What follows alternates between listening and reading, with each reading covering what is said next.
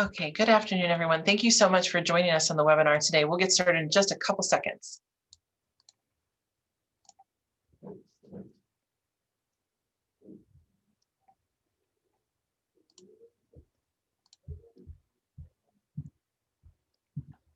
All right, we'll kick it off. We're going live on Facebook right now too, so the Facebook audience will be joining us shortly. Thank you so much for joining us this afternoon. My name is Anna Tausen. I am the Chief Revenue and Innovation Officer here for the Texas Restaurant Association. We've put together a bunch of different webinars during the pandemic and during normal times as well. We're really excited to have this one here today. And I'll introduce our presenter in just a second, but just a couple of housekeeping items. We are recording this. We are pushing it on Facebook as well. So if you need to find us, we will post it later, the recording. We'll send it out in an email this evening. If you have a question, and I hope you do have your questions today, put them in the chat or in the Q&A window, and we'll make sure they get asked. If TJ is able to answer them, during the presentation, he'll do that. Otherwise, we'll wait till the end to answer all your questions. So thank you for that. But with that, I'm really excited to introduce you guys today to TJ Schier. He's the president and founder of the Smart Restaurant Group and Incentivized Solutions. He's going to be talking to us today about off-premise domination. No pressure there, TJ. But we've heard obviously a lot about off-premises dining whenever it comes to restaurants, especially since March of last year, when a lot of our full-service restaurant members had to switch from doing the high-touch environment to doing delivery or off-premise to-go orders, things like that. So I'm really excited you're going to present this information to us today. Those of you that are on the webinar, thank you again. We have a treat for you. 3 of you will be randomly chosen to receive a copy of each of TJ's books. There are 3 of them, so stick around to the end and we'll announce the winners of those, and we'll get the information over to you. So with that, TJ, I'll turn it over to you and tell us more about how to dominate in the off-premise area. All right, thanks, Anna, for having me. Hopefully we get all the technology here going. Can everybody see my screen? If you can, raise your hand. If I can't see you anyway, but hopefully everybody's good to go. As Anna said, we're here to talk about off-premises domination. We'll give you a little bit of a backstory so you know who I am, and then we'll go through this. This is going to be a rocket ride of information. And so again, the session will be recorded. My information will be on the last slide, and you can book a free 15-minute call with me if you want some one-on-one consultation or questions afterwards. And again, that'll be on the last slide. But a little bit about me. I've spent 20 years working at Chuck E. Cheese Pizza way back in the day. And 20 years ago this April, I left to start my own consulting and speaking business. And I've been working with restaurants primarily around operational systems, training, guest experience the last 20 years. The result of that is I've written a couple of books on operations, catering, and recruiting. I know those are all things near and dear to most of your hearts. Since 2007, I have been a franchisee of Which Superior Sandwiches. At one point, we owned 17 restaurants. I'm down to 1 because up until a year ago, I was getting busier speaking and consulting, and it was hard to run those restaurants. But I do have 1 restaurant. It has a drive-through. Fortunately, I actually just launched my own ghost kitchen brand out of my Which called Wing Wizards, which I'll talk a little bit about more later. But I also am fortunate enough on the Foodable TV network to host a podcast called the Takeout, Delivery, and Catering Show. And so we interview leading people, vendors, and those kind of things. And I've amassed just an incredible amount of knowledge on this subject. So we created a website called Off-Premises Domination. And I'm going to go through that outline here today. I know we have a wide variety of people on the full serve, fine dining, fast food, QSR, fast casual, all alike. So I'm going to give you a rocket ride through this. You all will get a PDF of this takeout blueprint. If I could boil everything down to 2 pages, that's what it is. It's really how to dominate in this space. And I'm going to go through a lot of these things today. The PDF you'll get as well. So I'm not going to show you all the details of that right now. But when you think about everything at a high level, we've seen everything change, and everybody wants to point back to the pandemic. But really, you've seen customer service changing outside of our industry for many, many years, with Amazon doing cashierless grocery stores. We all bank on the phone. We don't go to banks anymore. Amazon tells us what to buy. If we buy A, they tell us to buy B.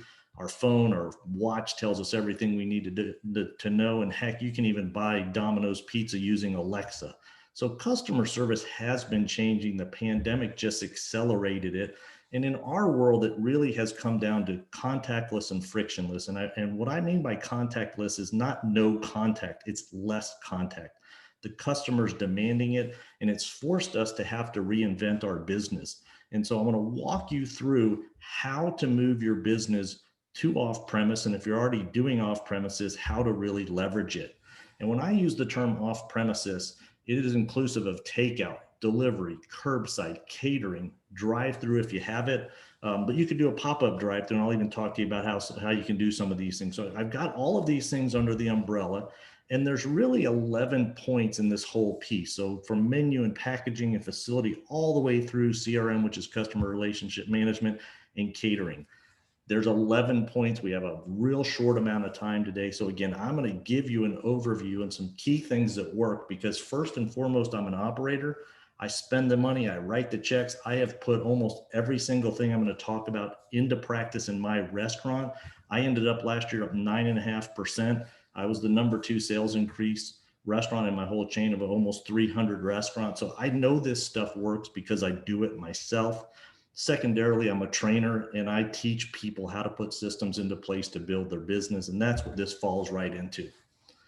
So as we get started, it starts with safety, and it starts with trust. Trust is the new currency. If the customer or the guest cannot trust you, they're not going to order takeout.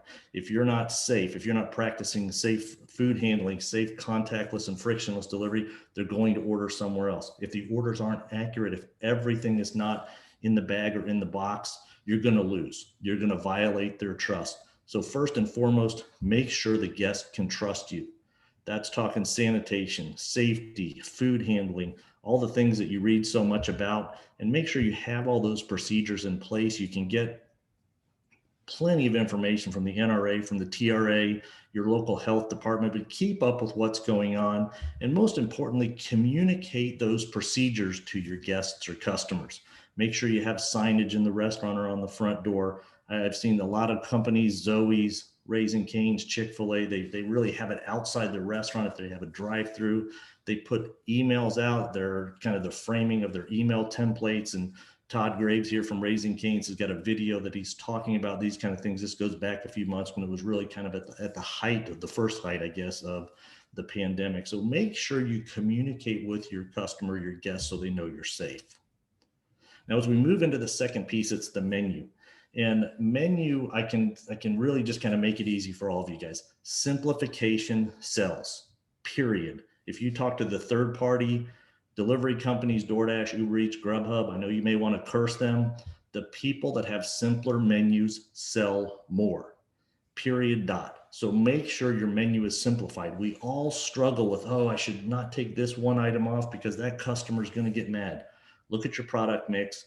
Take off what doesn't sell. Make it easy for the customer. McDonald's has not sold a salad in 10 months. You know what? They took off the egg white delight that I like, and I still go there and I just get an egg McMuffin instead. Okay. Get past your hangups with those kind of things. Second, make it easy for the customer to buy. Again, simplifying the buying process, especially if it's digital or even if it's on the phone for a cashier, host, bartender, or server to take those orders. Wingstop has crushed it. And they do simple things like these all-in bundles. You see family meals, you see alcohol to go if you're full service and have the ability to do that. Package everything together so that it's easy to sell on the phone, or more importantly, easy to buy digitally, because the customer wants no friction in the buying process. So look at how you can do meal kits and family meals. I know I just launched my wing brand. We're really focused on some of those kind of things to make it easy.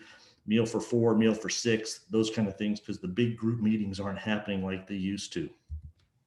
Secondary, look at maybe having a virtual brand. There's a lot of them out there. Chuck E. Cheese is doing it, Boston Market. Chili's has It's Just Wings. I've got a colleague that we deal with. He has a company in Chicago, a restaurant chain called Wow Bao.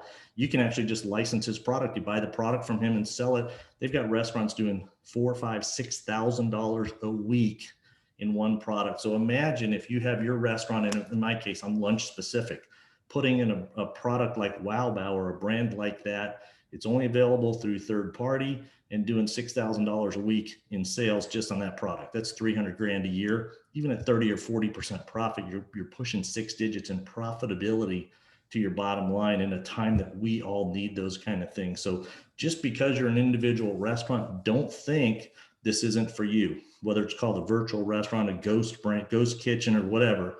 Those are the kind of things that can make a difference. I have a client in South Carolina. He has a fine dining full service restaurant, open 5 to 9. He put Wow Bao in his restaurant. He sells it just at lunch. He's invented a couple ghost kitchens, and boom, all of a sudden he's got business going all day with no investment in product or beyond the facility, no equipment, those kind of things. So a little bit extra labor, a lot of profit coming in from ghost brand. So I would urge you all to look at that. I'll be happy to share my results in the next 2 or 3 months as we get mine going as well.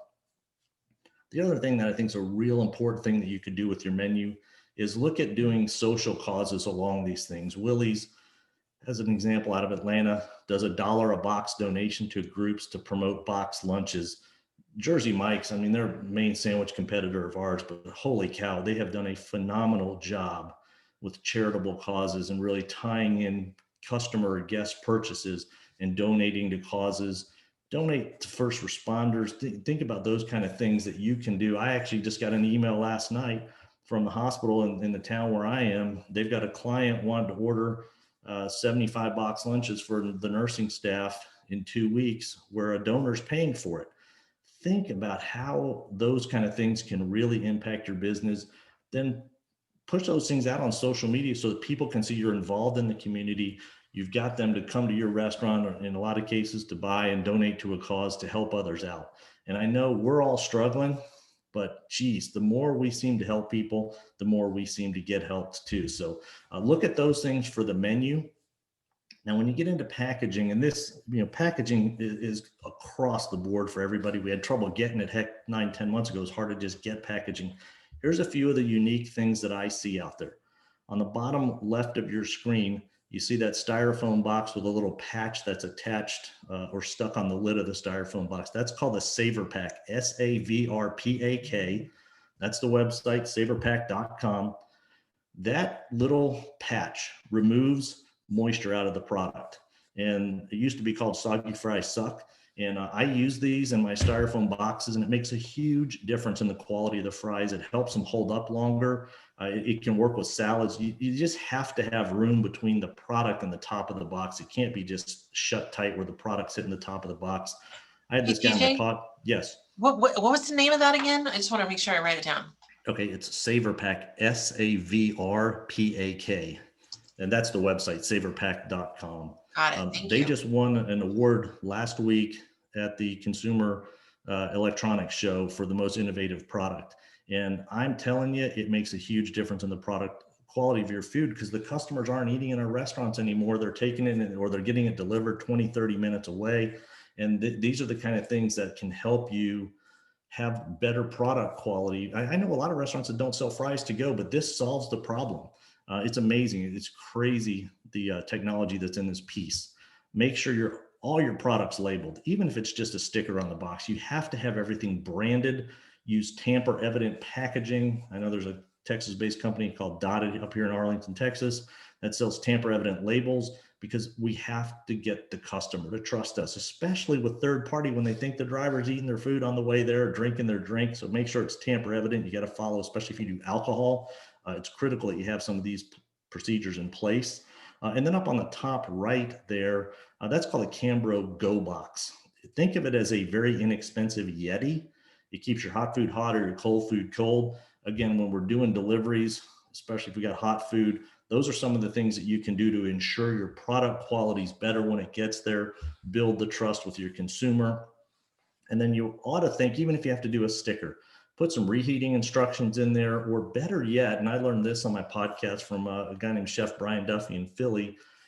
He tells everybody when the customers come to pick up their food, hey, you know what? This is going to be a little bit lukewarm when you get home. So tell you what, tell your spouse to turn the oven on to 450 and get it warmed up. So by the time you get home, just pop this in the oven for 5 minutes. It'll be just as good as if you ate it here.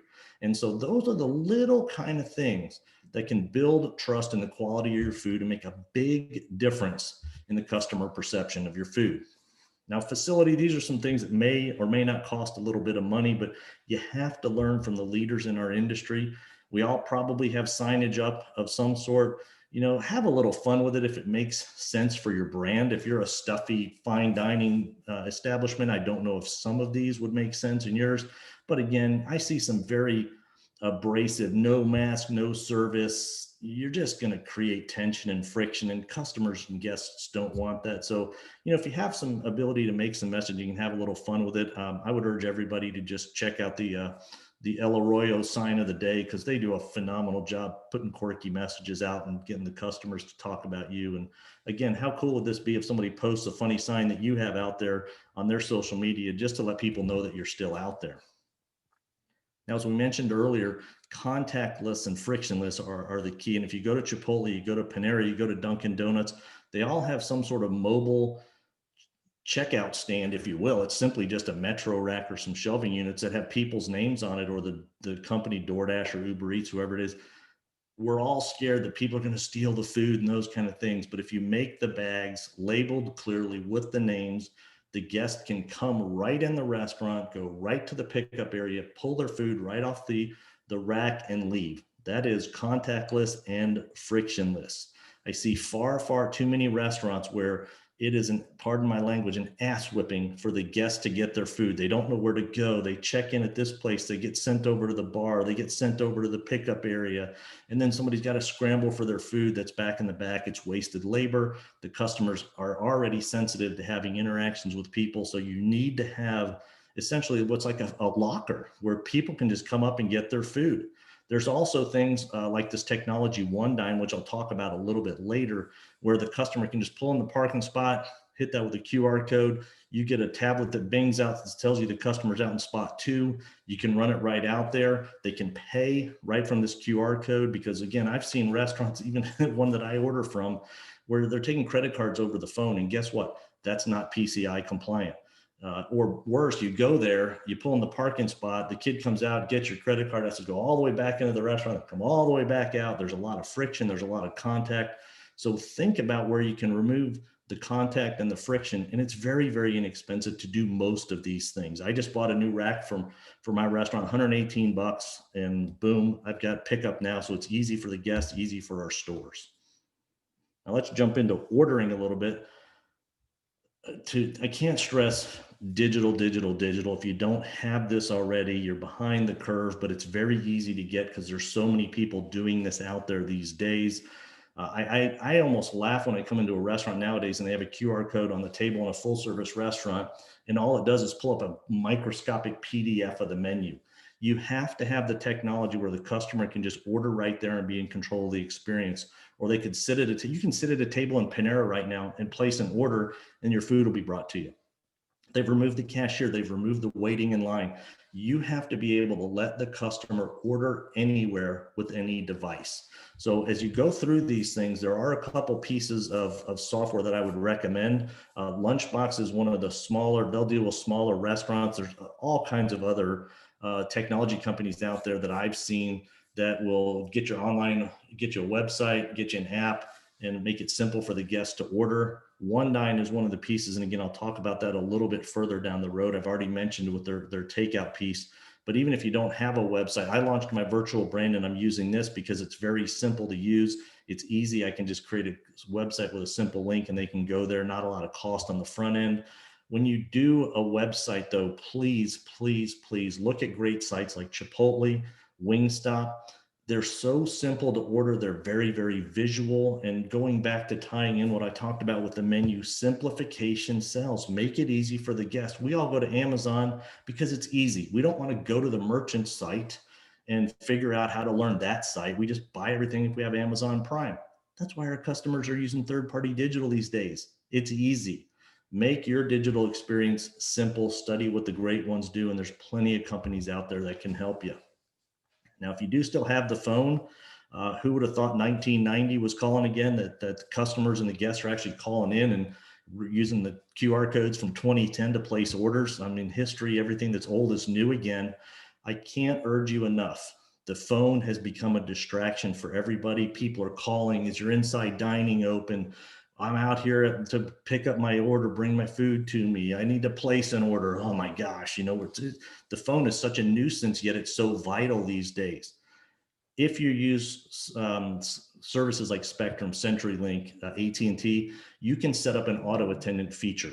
It's very simple, where press 1 if you need to talk to the store, press 2 if you need to place a catering order, press 3 if you're here for curbside. You can set up an auto attendant to remove the number of phone calls that come into the restaurant and physically ring without having to add additional phone lines.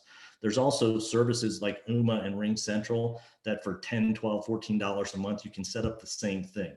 So as you can imagine, hey, thanks for calling my restaurant. Our dining room is open at 50% capacity, or whatever the state guidelines or whatever you choose to do are.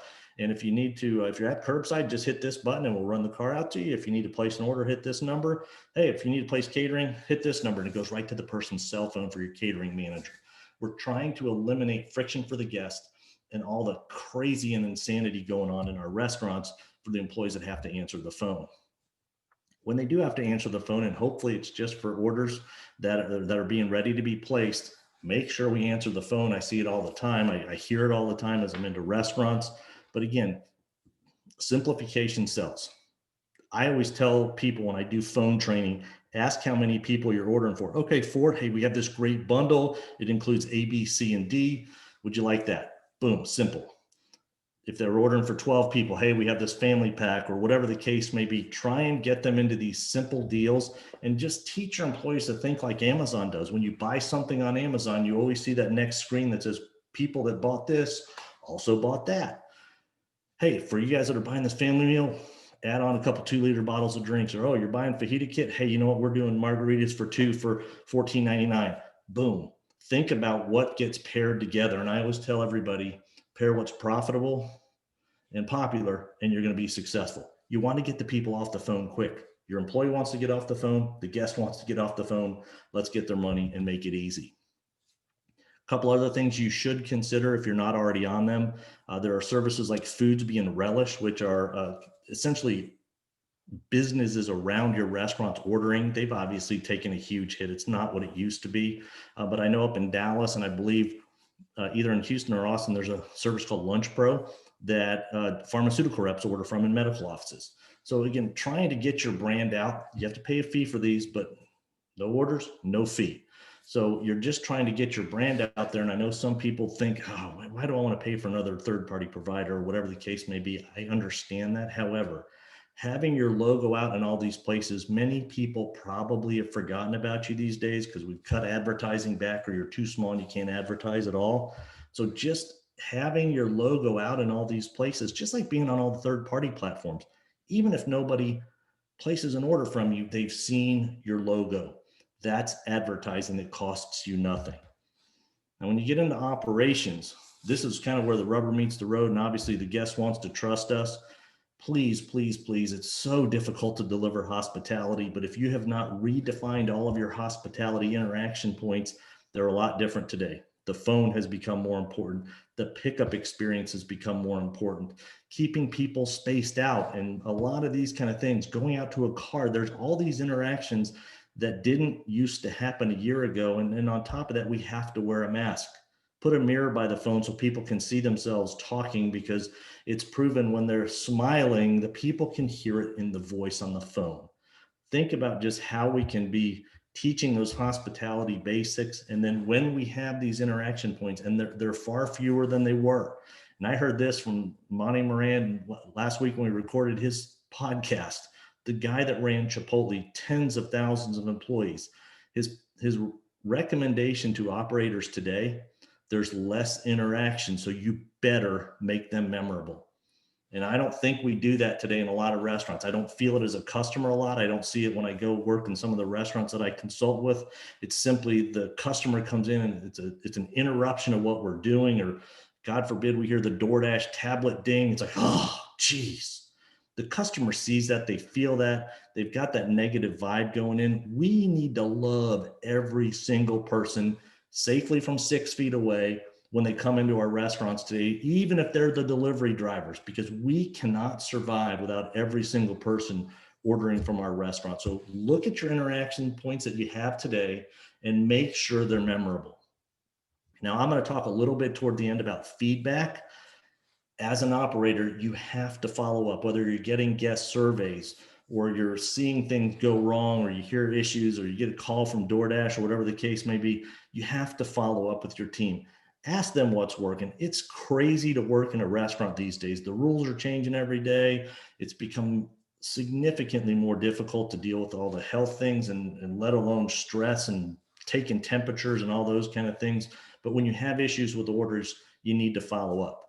I strongly urge you to just make a little video clip, even with your iPhone. Hey, everybody, for order accuracy at the pickup station, here's what you need to do. Pop a little QR code on the wall, so when the employees come in that day, they can just watch the video that linked from the QR code to their phone.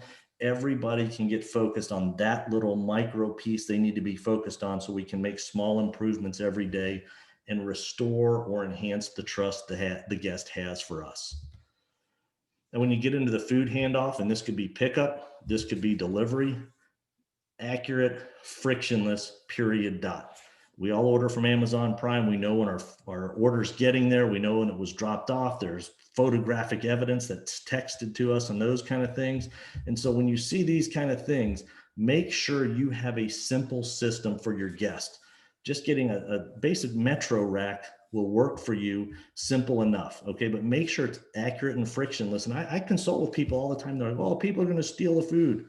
You know what? You may have that happen every once in a while, but you have the bag up there marked clearly. That's what 99.9% of the customers do. If Panera and Chipotle are doing this, there's a reason. They've tested it. They've probably done the metrics on what they lose in theft, and they know the customer wants frictionless and accurate. And I didn't even really cover that, but make sure, because we're doing tamper evident bags, everything is in the bag. I ordered from Chili's down by my restaurant the other day because I'm right next to the hotel. Great job with Chili's. They have a question. Do you need utensils when you order? I think it's a great question. That way, if they need them, yes. If they don't need them, you don't have to waste them. But when you get the order, put the utensils in the bag if they need them, because it's real hard to eat a salad, in my case, without a fork. And I happen to be going back to the hotel. Now, everybody else may be going home and they had forks, but put things in there, whether you're doing the phone, make sure it's accurate in every single thing that you do, okay? Now, I'm going to go back a little bit to One Dine and talk a little bit about how you can order in a very, very enhance your curbside. I actually use this for my website because for my virtual brand, so the customer can order online from my website, or they can pull into a parking spot like you see here, put in this little code or use the QR code, and they can place an order. I get the order right inside my restaurant from a tablet, just like everybody, all the other vendors do. I know they're in spot 1, 2, or 3. Their food gets done, I run it right out to them.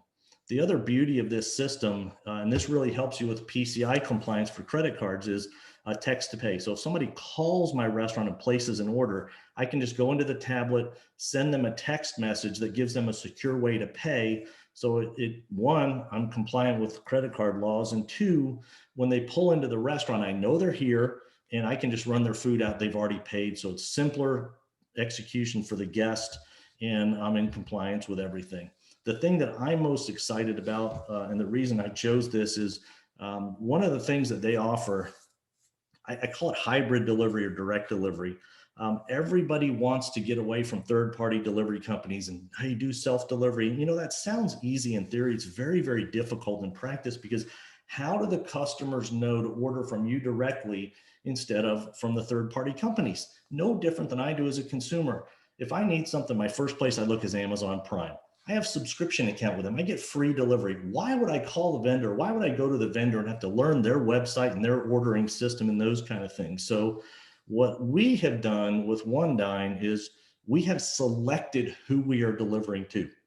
So as an example, I have a relationship with one hospital in town and 2 limited service hotels. They get specific QR codes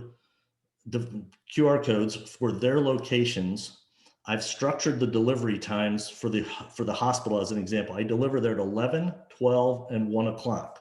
And so what happens now is that if any customer orders from that hospital, they're on the 11 o'clock, 12 o'clock, or 1 o'clock shuttle, if you will, and I can run the food out there to them. I know what I'm going to get. I have a structure to my delivery. I can have one employee come in at 10:30 and be there till 1:30, or they can be there from 10:30 to 1:30 as a delivery person and do extra things before or after their shift.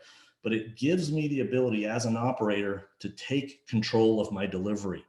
The limited service hotels, Yeah, they can order from DoorDash, but if the hotel's promoting, hey, order from Which Witch in town or Wing Wizards in town, what I did for the hotels is I'm giving them 10% of the orders. So at the end of the month, I'll just show them, hey, here's everything that was ordered from the hotel and give them 10%. It's still better for me because it's far less than I'm paying the third-party delivery companies. And what's happening is as we're getting our feet wet with this, now we can start to expand who we want to deliver to once we get good at this. I've got orders coming in, so it's profitable from a labor standpoint. I don't have people standing around. I'm controlling the delivery experience. I can charge the customer $2.99 instead of $5.99, so it's cheaper for them. And I get 100% of the sales. And oh, by the way, all the customer data instead of it going through the third party. So when everybody says go from third party to direct delivery, this is an example of how you can do that. And I wish I could talk about it more, but we got so much more to talk about in a short amount of time to get there. So again, I apologize. We're going so fast. It is a ton of information. As a reminder, the session will be recorded so you can watch it again. And again, my information will be on the last screen. You can call me, text me, or set up a 15-minute call for free as well, because there's so much to cover and everybody's situation is so unique. The next piece is marketing. And a couple things. There are so many things out there that are free that you should know about. If you do not have a Google My Business page set up, please get it set up. Now, I know some of you that have this are probably thinking, okay, this is kindergarten marketing. Yeah, it maybe is for you, but not for everybody. When you look at some of the insights that you can see on your Google My Business page, you can see who's visiting your website, requesting directions, how many people are calling you, when they're calling you. Even more importantly, you can see what the keywords are that they're searching to find you. So like in my case here, restaurants near me, food near me, Which restaurants, Marble Falls restaurants, those kind of things. Those are the kind of things you can learn. And even more importantly, you can see where people requested directions from.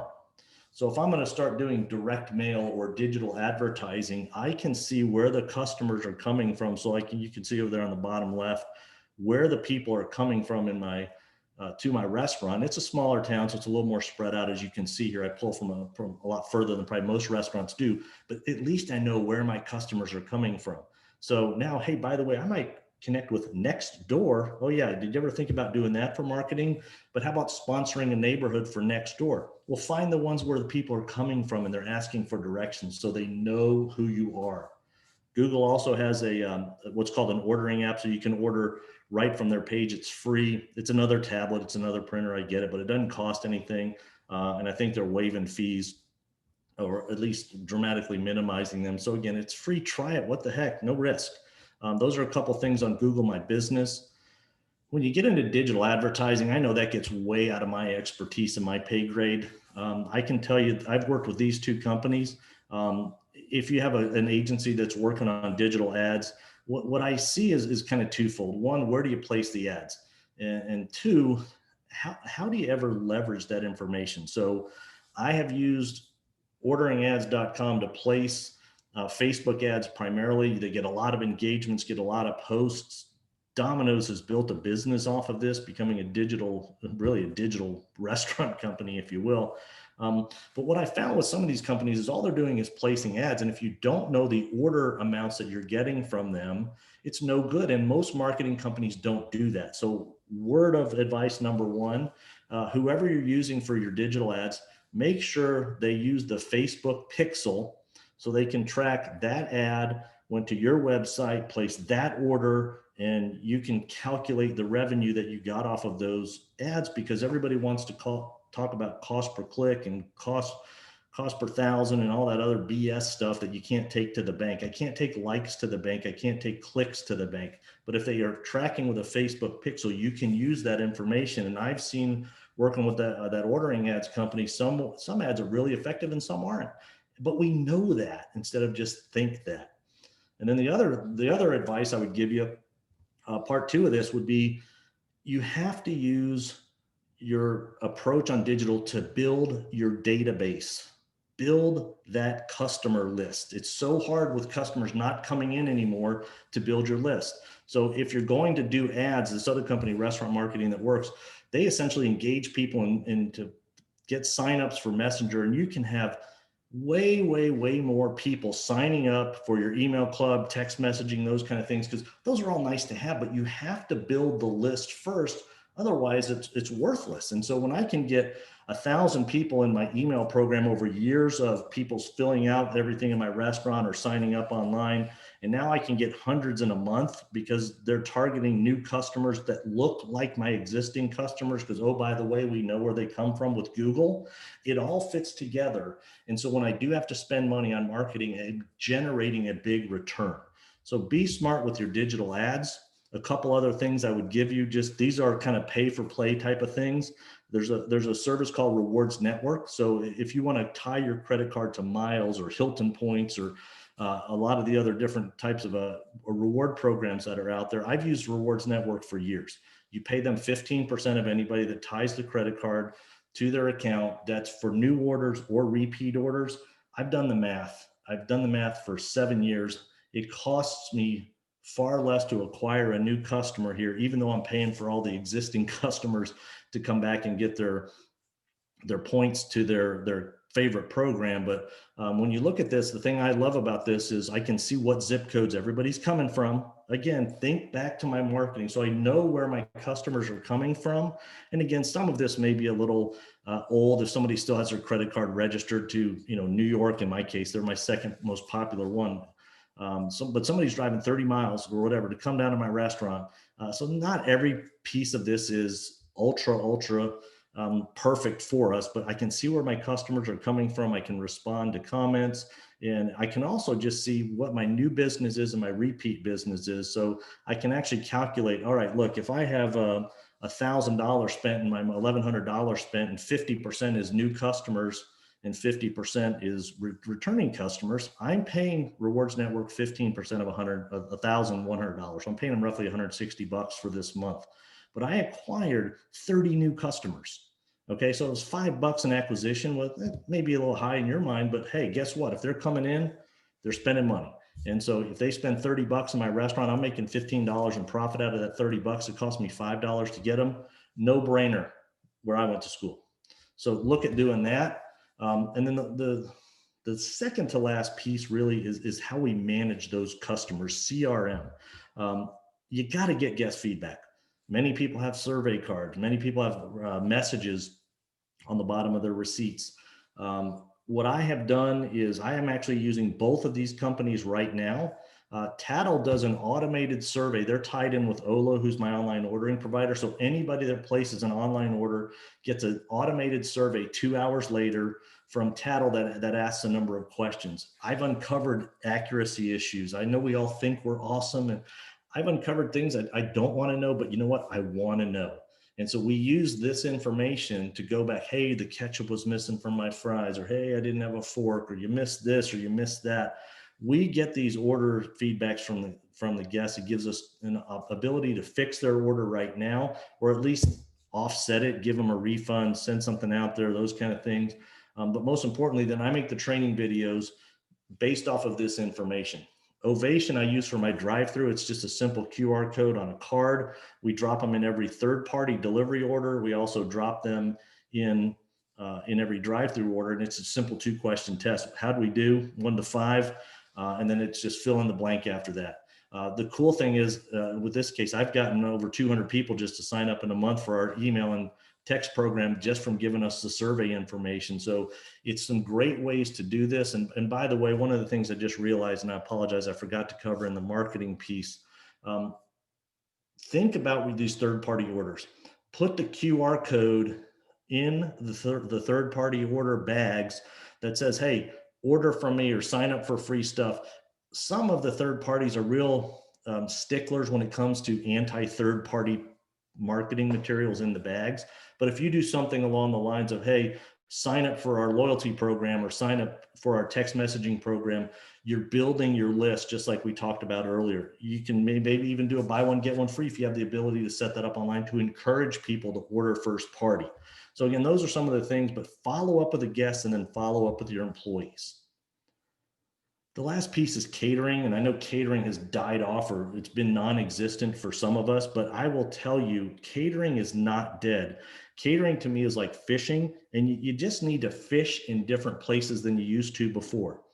I have set up the relationship that I mentioned earlier with direct delivery for the hotel. I'm sorry, with the hospital.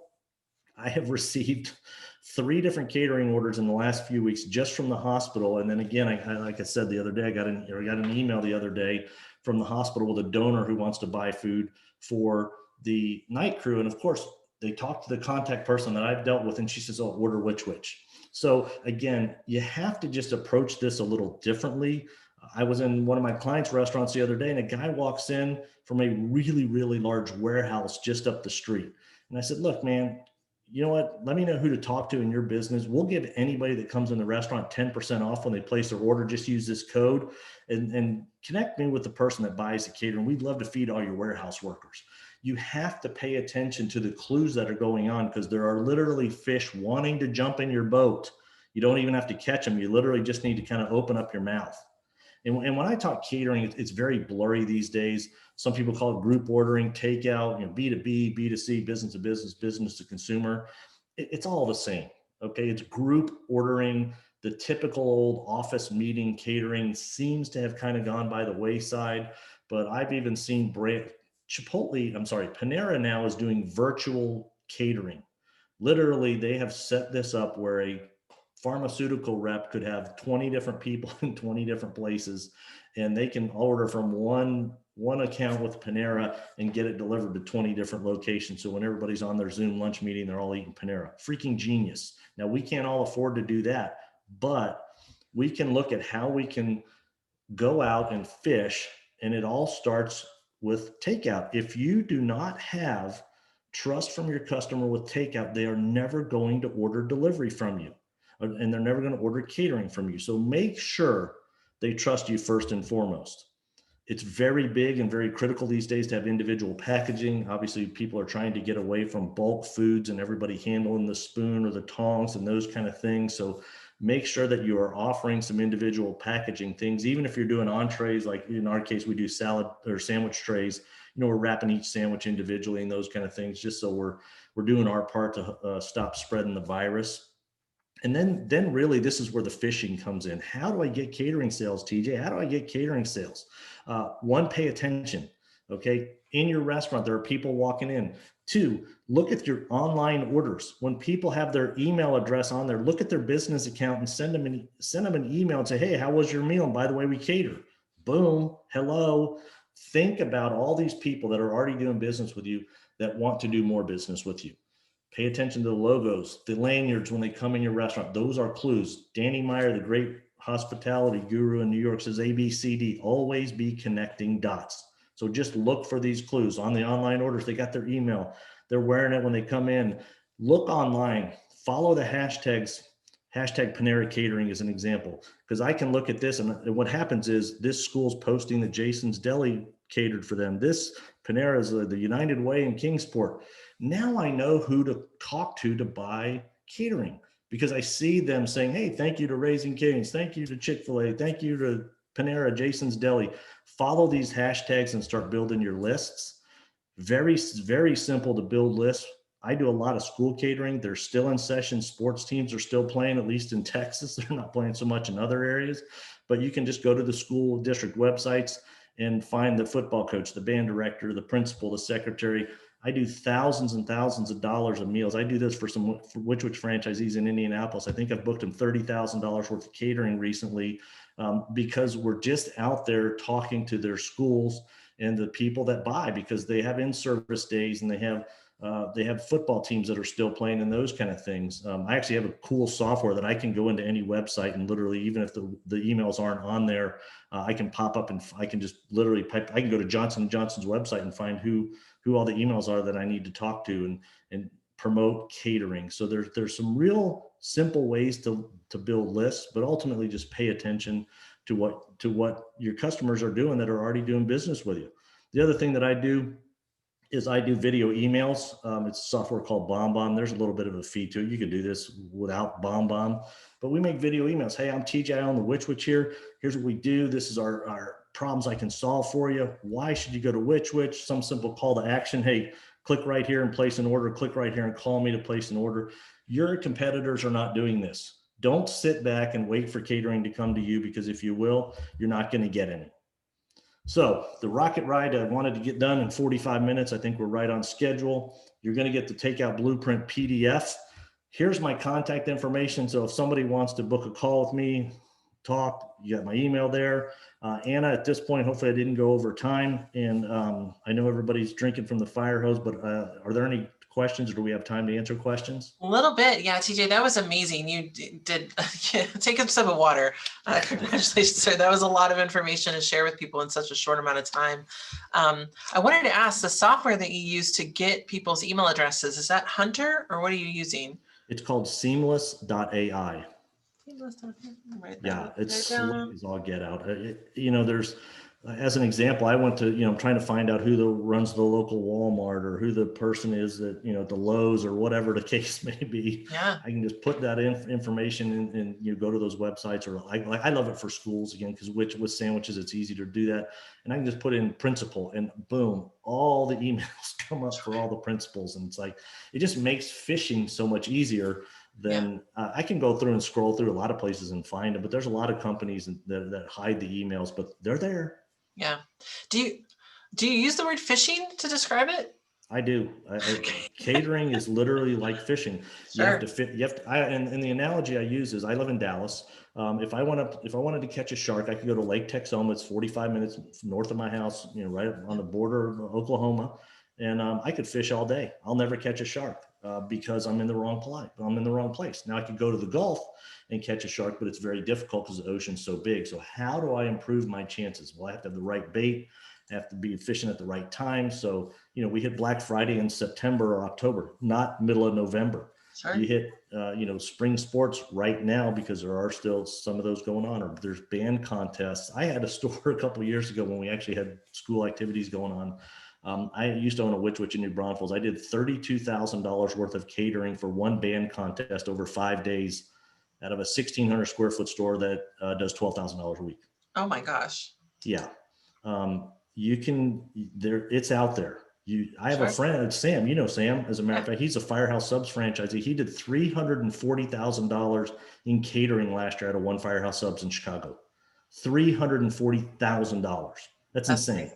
That's crazy. And it's all because he's doing what he needs to build his list and get his name out there and things like that, right? He's a pro fisherman. Sam is very intrepid. I will say that for sure. And I know he would agree with that. So Christina actually asked a really good question, and she's asking about how they struggle with packaging, which comes up a lot. You mentioned the soggy French fry issue. I definitely wrote down that package that you mentioned, but she says we struggle with hot packaging that's reasonably priced. Do you have any suggestions on that? Are you talking like insulated carriers and those kind of things? I think it's more for the individual meals. Yeah, I mean, it's tough, and packaging's gotten harder these days just because with the shortage of boxes and paper, and God bless Amazon, they're creating other headaches for us. But I don't have the exact answer for you on that type of packaging. I'm happy to talk to you offline about your specific needs, and just shoot me an email or a text there. But the thing I see all too often is people are putting hot items and cold items in the same bag, which just seems so common sense, yet we're so busy and we're just trying to get orders out. Make sure we're doing the basics first, and keeping the hot food in one bag and the cold food in another bag. Or if you're making a grilled chicken salad and the chicken's hot, put it in a separate container so that the lettuce doesn't get soggy 20 minutes later when the guest is going to eat it. That's pretty basic. I mean, you're right, though. It is very hard to find some of that affordable packaging. And yes, you can find stuff on Amazon, but honestly, I would encourage you, Christina, to talk to your broadliner and tell them what you're looking for. See if they can make it up somewhere. I know that there have been some rebates that have been going on with some manufacturers too, so just encourage them. If you have further questions, let me know. We can definitely. I mean, like the Cisco's and the US Foods and the Benny Keiths and whoever else sponsors the TRA. I apologize if I left you out. Talk to them because they know what's out there. The other thing too, and I didn't really talk about this with third parties though, is push your prices on the third parties. When you think about third party delivery, the customer is saying, I'm hungry, where am I going to eat? And they're going to scroll through their phone. If they say, I want a sandwich, they're going to look at which. So I view the third-party customers, they're really not my core customer. And so take your price up 15% or 20% and recoup some of the cost for the extra packaging, recoup some of the cost for the, the commission that you're paying for them, because I'm shocked. When somebody orders a $6 sandwich for me and it turns out to be $16 when it's delivered with everything, I wouldn't do that, but I'm glad they are. And if I can charge them $8 instead of $6, so that way I get, close to $6 from DoorDash, and the customer still doesn't care. I've bumped my prices 15%, and my third-party sales have not dropped a bit. I talked to another franchisee, he took him 25%, and he says he's happy because he's basically covering all. It's like somebody paying full price in his restaurant. Well, and I mean, some of the delivery partners won't let you do that, right? Or it's written in your contract that you can't do that. So you have to be a little careful there. But I also know that some delivery partners will help subsidize on your packaging needs as well. So it just depends on, be creative when it comes to sitting on the negotiation table with them, because they're willing to work with you. If they don't have product to deliver, then they're not in business either. So definitely be creative about that. Chef Johnny Hernandez is asking a question. Hey, Chef. It's kind of a very broad question. Do you think food trucks are a good idea? But when it comes to bringing your brand off premise, we've definitely seen some creativity in how to grow your restaurant sales, and people are going from brick and mortar to food truck and back again. What do you think? I like food truck ideas. I think, however, food trucks are like vending machines. They have to be in the right place or they're not going to get used. And that's where a ghost kitchen today, at least in today's environment, I don't know if it'll stay like this forever. A ghost kitchen's a lot more lucrative because the customer can order from wherever they are. And the problem with the food truck is they have to know you're there. You have to be there. All these events have been canceled where food trucks used to just be making a killing. I love them. I think they're a great idea. I think the environment today is not conducive for them. But I have seen there's a company in DC doing, and what they're doing is they call it hood drops. And so what they do, if you go on their website, you can see where they're going to be, and then people can order, and it says, hey, we're going to be at this park at 5:00 on Saturday. We're going to be here Monday at 12, and this place Monday at 2. And so they're trying to at least leverage the ability to be where the customers are. And I think if you have a food truck, you need to get a little creative like that. Yeah, I agree. And DC is lucky. I used to live in DC for a long time, and I know that they're I don't know able if to move their DC's food lucky, trucks but around, every day, versus some places in Texas, you don't have that flexibility. But I think in terms of like expanding your brand, it's not a bad investment, if you want to, like you said, be where the customers are. I mean, there's also I would be a little sneaky about it. There's a lot of high volume restaurants. I'm just going to say in San Antonio, Chef, because I know that's where you are, where they are very crowded, right? And they may not be able to accommodate everyone at once, and people are hungry and they're looking for food. So think about that in terms of where you can place your location.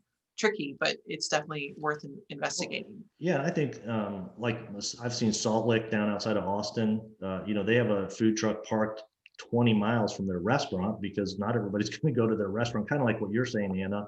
Or Mighty Fine does that with their burgers. They go further away from where they normally are, so they're not even cannibalizing their business, but they're bringing their brand to some area that they can't afford a brick and mortar one of those yet, where the DoorDash or Grubhub doesn't deliver out there yet. So again, I think if you get creative, you can make it work, and that's what you're going to have to do today.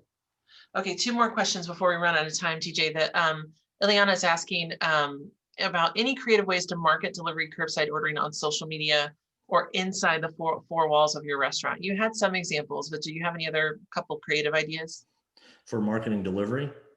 Is that what you said? Marketing delivery and curbside ordering. I really think the key, you could put everybody's probably told you to try putting a BOGO in there or $5 off or something like that to incentivize the consumer. But again, I look at it and I tell her, I'm going to go to Amazon Prime when I need to buy something. If somebody's hungry, they're probably not thinking of you first. They're thinking to go to the third-party delivery app. So the more you can get people that are doing third-party right now into your database, whether it's text or email, and then just have a drip campaign. If you've ever gone through any marketing sessions, it's called a click funnel. You got to get the people in the funnel, and you have to have as many people going into the funnel at the top to maximize how many you can really talk to at the bottom. So my urging to you would be give them some sort of incentive to sign up, like a free entree, a free dessert, a free appetizer. put that in the third-party packaging, put that in your restaurant, put that in your email that's going outside put on your social media and your Facebook pages, get people into the funnel, because that's going to be the best chance to convince them to order directly from you. That's good. That's a good point. Next question from Linda is about schools. Are schools receptive to bringing in an outside company to cater their schools' lunches? How does that interaction work? Especially since they have a cafeteria on site. Yeah, that's, I probably didn't explain that one clearly enough when I was going through schools. My target is to feed the teachers and the faculty and staff there. So as an example, my guy in Indianapolis, he has one school he's delivering to Thursday and one school he's delivering to on Friday, where it's all the teachers. So the orders are 50 to 60 for an elementary school. They're pushing, 200 for a high school. It's the private schools. Some of them have been allowing outside third parties to actually be the lunch caterer. But that's few and far between, and it's even less now going on. I just try and tie in with all the groups, drama club. And again, a lot of this stuff's not going on like it used to be, but feeding the high school band, I got a call today from the Lake Travis swim coach. They're going to be out in my area on Saturday and they want us to feed them because we fed them last year. So again, I think it's just it's fishing in the right spot for the right people.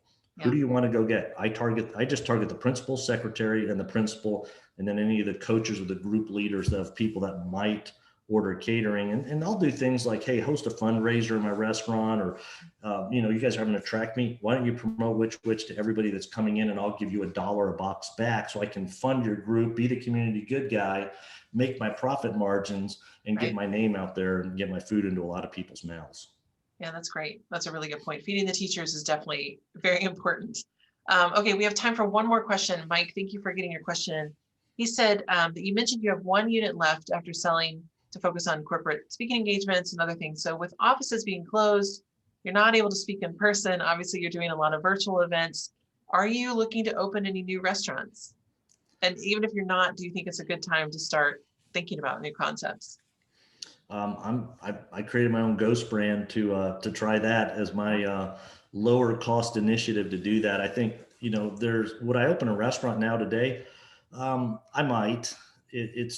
You got to have the right spot. I mean, it's just tough, because when I look at this from a consumer right now, everybody wants a smaller footprint restaurant that has a heavy takeout population or a drive-through, and you're looking for needles in a haystack, and there's every restaurant, big chain is looking for that right now. Nobody's looking to put in 10,000 square foot, 5,000 square foot full service restaurants these days. So I do think what's going to happen is there are going to be a ton to close.